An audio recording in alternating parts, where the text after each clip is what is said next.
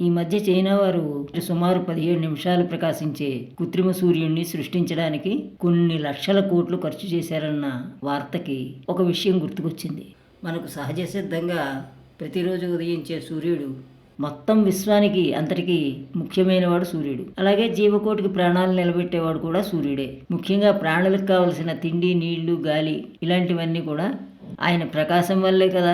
అలాగే భూమి, ఇతర గ్రహాలు కూడా తమ కక్షల్లో తిరగడానికి ప్రధానుడు ఆయనే కదా. మరి అలాంటి సూర్యుడికి మనుషులు ఎన్ని కోట్లు ఇచ్చి రుణం తీర్చుకుంటారో చెప్పండి. ఒక చిన్న ఉపకారం చేసిన వ్యక్తికే థ్యాంక్స్ చెప్తాం కదా. మరి అలాంటప్పుడు కోటాను కోట్ల సంవత్సరాల నుంచి మనుషులకి నిత్యం ఉపకారం చేస్తున్న దైవానికి మనం ఎలాంటి కృతజ్ఞత చెప్పాలో ఒక్కసారి ఆలోచించండి. ఆయనకు జాతి భేదం, కులమత భేదం ఏమీ లేవు. అందరూ సమానమే. ఆయన నమస్కార ప్రియుడు. ఉదయించే సూర్యుడిని చూస్తూ ఒక నమస్కారం చేస్తే సరిపోతుంది. అదే మనం ఆయనకి ఇచ్చే కృతజ్ఞతా కానుక.